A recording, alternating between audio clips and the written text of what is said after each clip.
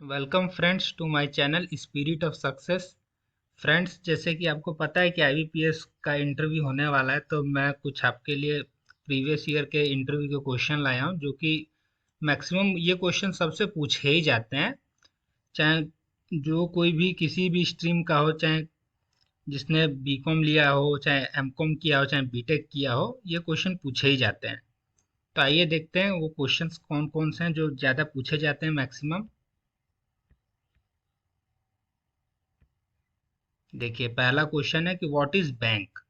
अब जाएंगे तो आपसे ये तो ऑब्वियस सी बात है कि ये क्वेश्चन आपसे पूछा जाएगा कि बैंक क्या है।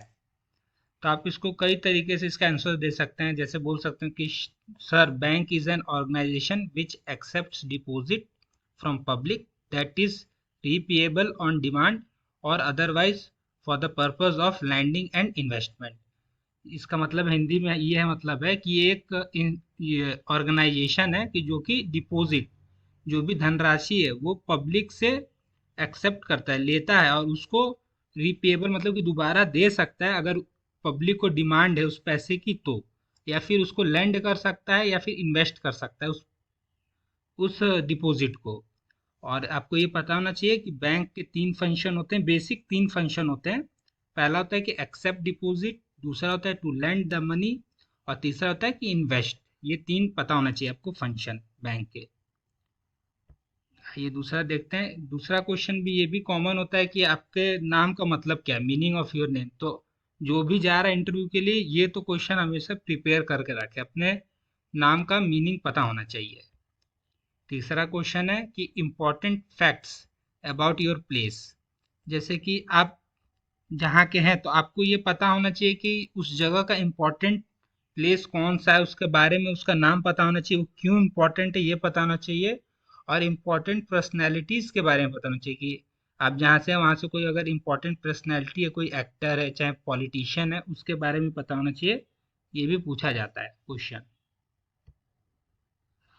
जैसे कि ये है कि बहुत सारे बीटेक वाले स्टूडेंट जाते हैं, तो उनसे भी ये क्वेश्चन पूछा जाता है कि आप बीटेक्स हैं, आपका फील्ड बीटेक है, तो आप बैंक सेक्टर में आके कैसे इसमें कंट्रीब्यूट कर सकते हैं। तो इस क्वेश्चन के लिए भी बीटेक वाले स्टूडेंट्स जितने हैं सब रेडी रहें, क्योंकि ये मोस्ट कॉमन क्वेश्चन है बीटेक वाले स्टूडेंट्स के लिए। तो वो अपने अकॉर्डिंग, जिस ब्रांच के हैं उस अकॉर्डिंग अपना क्वेश्चन का इसका आंसर रेडी रखें। Why do you want to join banking sector, ये भी क्वेश्चन बहुत फेवरेट है इंटरव्यूअर्स का, कि why do you want to join banking sector.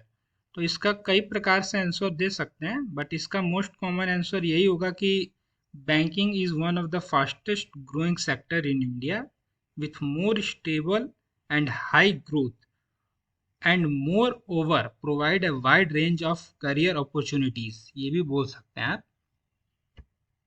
ये देखिए, व्हाट इज प्राइवेट बैंकिंग, ये भी पूछा जा सकता है कि प्राइवेट बैंकिंग क्या है। तो इसका आप आंसर ऐसे दे सकते हैं कि private banking banking is a service which offer to high net worth individuals।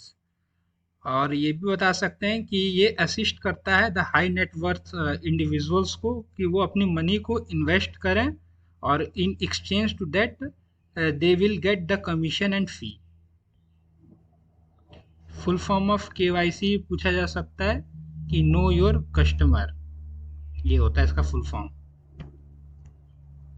ये भी पूछा जा सकता है कि what are the three banking what are the three proofs bank ask from their customers for KYC। जब केवाईसी होता है तो उस वक्त बैंक अपने कस्टमर से तीन प्रूफ मांगते हैं। वो तीन प्रूफ कौन कौन से हैं, तो ये आपको पता होना चाहिए। जैसे कि पहला होता है फोटोग्राफ, जो कस्टमर है उसका फोटोग्राफ देना पड़ता है उसको। एक होता है आइडेंटिटी प्रूफ अपना, और एक होता है एड्रेस प्रूफ। ये तीन होते हैं, ये तीन प्रूफ आपको जमा करने होते हैं। What is bank assurance. Bank assurance आजकल आप बहुत, अगर करंट अफेयर भी पढ़ते हैं तो उसमें भी आप सुने होंगे कि इस बैंक ने इस लाइफ इंश्योरेंस कंपनी के साथ बैंक एश्योरेंस किया। तो उसका मतलब क्या था बैंक एश्योरेंस का।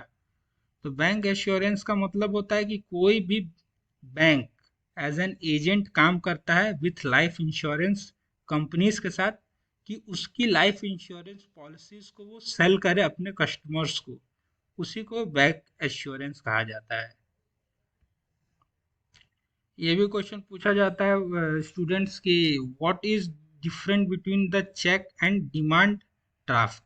तो आपको पता होना चाहिए कि चेक और डिमांड ड्राफ्ट में क्या क्या डिफरेंस है। तो चेक को आप बोल सकते हैं कि एक निगोशिएबल इंस्ट्रूमेंट है जो कि इंस्ट्रक्ट करता है बैंक को कि to pay the specific amount to a holder और अ डिपॉजिटर।